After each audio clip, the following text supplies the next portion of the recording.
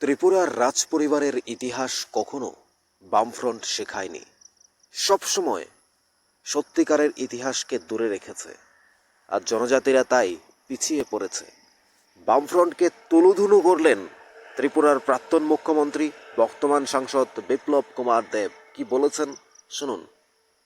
রুশ বিপ্লব না সম্রাট অশোক আছে, না মহাত্মা গান্ধী আছে, না মহারাজা বীর বিক্রম কিশোর মানিক্য আছে, না সর্দার বল্লভভাই প্যাটেল আছে, না গুপ্ত সাম্রাজ্য আছে, কোনো কিছু নেই।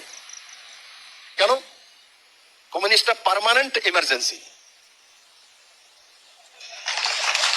Permanent emergency. বুঝতে পারছেন আমার কথা? এরা পার্মানেন্ট ইমার্জেন্সি, এদের কোনো জায়গায় নেই। আমরা ইন্দিরা গান্ধীর 21 মাসের ইমার্জেন্সি বারবার বলি, 352 দ্বারা লাগু করেন, ইমার্জেন্সি লাগু করেছেন, অবৈধভাবে করেছেন। কিন্তু আমাদের দেশে যে প্রাণীটা 35 বছর রাজ করেছে, এরা কিন্তু পার্মানেন্ট ইমার্জেন্সি। তার জন্য তাদের জন্য ওই ব্যবস্থাই করা উচিত যেই ব্যবস্থা আজকে মক পার্লামেন্টে আমরা আলোচনা করছি। তার জন্য বলছি 7 দিন 15 দিন কমসে কম তা আলোচনা করা। যখন আমরা আলোচনা করব তখন বন্ধু বান্ধব পাড়া প্রতিবেশী সেই বিষয়ে জানবে। আর ইতিহাসকে মনে রেখে ভবিষ্যৎকে নির্মাণ করতে হয়। যে ইতিহাসকে জানে না সে কোনোদিন ভালো ভবিষ্যৎ তৈরি করতে পারে না। তার জন্য কমিউনিস্টরা ইচ্ছে করে যাতে ভারত ত্রিপুরার ইতিহাস যাতে ত্রিপুরার মানুষ না জানতে পারে, যাতে মহারাজা বীর বিক্রম কিশোর মানিক্য যে আধুনিক ত্রিপুরার রূপকার, যে উনি যে প্রথম ভারতবর্ষ ত্রিপুরা রাজ্যের মধ্যে ইন্ডাস্ট্রি ড্যাশলাইট ফ্যাক্টরি আগরতলাতে তৈরি করেছেন, এই ইতিহাস কমিউনিস্টরা পড়ায় না। এই ইতিহাস কমিউনিস্টরা পড়াবে না। উনি যে উমাকান্ত একাডেমি তৈরি করেছেন, উনি যে ত্রিপুরা রাজ্যের মধ্যে এমবিবি কলেজ তৈরি করেছেন, সেই ইতিহাস বামফ্রন্ট রাজত্বে পড়াবে না। নেবার তুলসীবতী স্কুল যে মহারানী তৈরি করেছেন, যিনি পড়াশোনা জানতেন না, উনি তুলসীবতী স্কুল তৈরি করেছেন মহিলাদের শিক্ষার জন্য, গার্লস স্কুল। কারণ উনি নিজে জানতেন না, উনি রামায়ণ মহাভারত পড়ার জন্য কাউকে বাড়িতে রাখতেন। আর একদিন যখন আসেনি, 2-4 দিন ওনার জ্বর হয়েছে, ওনার কষ্ট ছিল, উনি শুনতে পাচ্ছিলেন না। তখন ওনার মনের ভিতরে ব্যথা হয়েছে, মহারাজকে বলেন, মহারাজ আমি তো পড়াশোনা করিনি, দেখুন আমি জানি না বলে আজকে পড়তে পারছি না।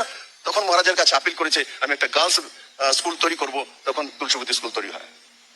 কমিউনিস্টরা বলে কোন বক্তব্যের মধ্যে কোনোদিন বলবে না। এরা কোনোদিন বলবে না। ওরা তো রাষ্ট্রের সীমানাই মানে না, রাষ্ট্রের কল্পনাই করে না।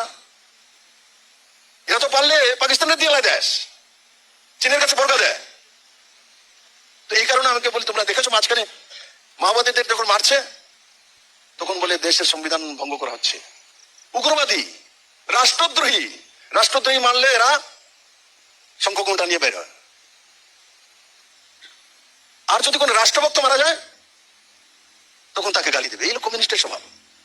পাকিস্তানের সঙ্গে বর্ডারে যদি গোলাগুলিতে কোনো সৈন্য মারা গেছে, কোনোদিন কমিউনিস্টের কোনো নেতাকে দেখবে না, তার জন্য শ্রদ্ধাঞ্জলি দিচ্ছে। কিন্তু ভারতীয় সেনার গুলিতে যদি কোনো উগ্রবাদী মারা গেছে, তখন পলিটব্যুরো প্রস্তাব পাশ করবে অন্যায় হয়ে গেছে তার বিরুদ্ধে। কেশবরাও মারা গেছে 27 জন নিয়ে প্রস্তাব পাশ করে, এরা আবার ভারতবর্ষে থাকবে। তার জন্য বলে এদের অধিকারই ভারতবর্ষে থাকার জন্য এগুলো সবাই ভাগাও, চীনের মধ্যে পাকিস্তানের মধ্যে। এদের কোনো অধিকারই নেই। কাহের অধিকার এদেরকে? এখানে যাবে ওখানে যাবে। ভারতবর্ষকে যদি থাকতে হয়, ভারতবর্ষের নিয়ম কানুন ব্যবস্থা, ভারতের কৃষ্টি সংস্কৃতি তাকে মানতে হবে, তবেই ভারতে থাকতে পারবে। আর এই ভারত নতুন ভারত, নরেন্দ্র মোদীর ভারত। আজকে ভারতে এসে ঢুকে মেরে পেহেলগাঁওতে চলে যাবে, আর আমরা চিঠির আদান প্রদান করবো ছত্তিশগড়ের মতো, মনমোহন সিং এর সরকারের মতো। নরেন্দ্র মোদী আদান প্রদান করেন না, নরেন্দ্র মোদী সিধা মিজাইলের আদান প্রদান করেন। 100 কিলোমিটার ভিতরে ঢুকে পাকিস্তানকে জীবনের শিক্ষা দিয়েছে যে ট্রাম্পের সামনে গুরুজি বাঁচান নাইলে শেষ। অন্তিম যাত্রা চলতেছে, অক্সিজেন সিলিন্ডার চলতেছে, করোনা হয়ে গেছে গা, কোয়ারেন্টাইনে গেছে গা। তারপর ডিজে থেকে ফোন করা শুরু করেছে, বলে ভাই বাঁচাও বাঁচাও, যুদ্ধ বন্ধ করো। भारत को 2 मिनट लगता है पाकिस्तान को। अरे इनके पास परमाणु अस्त्र আছে, আমাদের কাছে আছে। আরে আমরা একটা মারলে পুরো পাকিস্তান ফিনিশ। আর আমাদের যদি মারেও তাহলে হয়তো গুজরাটের একটা পার্ট যাবে, রাজস্থানের একটা পার্ট যাবে। ভারত বহু বড় দেশ। পাকিস্তান বুঝে গেছে ভারতবর্ষ আমাদের পরমাণু অস্ত্র ভয় দেখাচ্ছে, আমাদের কাছে আছে, আমাদের কাছে আছে। আর যখন আমরা বেসে গিয়ে ও পরমাণু অস্ত্র যেখানে রেখেছে ওর কাছে একটা মিসাইল ফেলেছি, তখন আতঙ্ক উঠে গেছে, এটা তো ব্লাস্ট করে দিবে। এখন দিল্লিতে তারাটা দিয়ে তারা মরবো, যে বাস তো পেয়েছে আমরা লেগে বাস তারা ঢুকবো। ঠিক বলে না? এই পাকিস্তানের জনমত শিক্ষা দিচ্ছে নরেন্দ্র মোদী। তারপরে আমাদের দেশের পলিটিশিয়ান রাহুল গান্ধীর সংবিধান লিয়ে ঘুরে, সংবিধান কয়টা পাতা আছে জানে না সে, লিয়ে ঘুরে। এও লাল কালারের সংবিধান, সংবিধান তো গ্রিন কালারের হয়। লাল একটা লাল চলে পড়ে না, কমিউনিস্টের বাতাস তার মধ্যে বিকারিছে, এটা লালটা লিয়ে করবো। সংবিধান মানুষ মনে করে জানি আজকে নিউ জেনারেশন আরে সংবিধানের হেতে খাইতেছে, বাপরে বাপ কত বড় বক্তব্য। তার দাদিয়ে সংবিধানের বেচ্চা মাইরা দুনিয়া শেষ করছে, নিজের ব্যক্তিগত কারণে ইমার্জেন্সি ঘোষণা করে দিয়েছে। এখন মোদী আর অমিত শাহ যোগ, ভারতীয় জনতা পার্টি সরকার। আমরাও সংবিধান সংশোধন করেছি, আমরাও সংবিধানের অনেক ধারা নতুন ধারা এনেছি, তো মানুষের হিতে করেছি, ভারতের হিতে করেছি। আর কংগ্রেস যখনই সংবিধানকে সংশোধন করেছে, অ্যামেন্ডমেন্ট করেছে, তখনই ব্যক্তি হিত, পার্টি হিতে, পরিবার হিতে করেছে।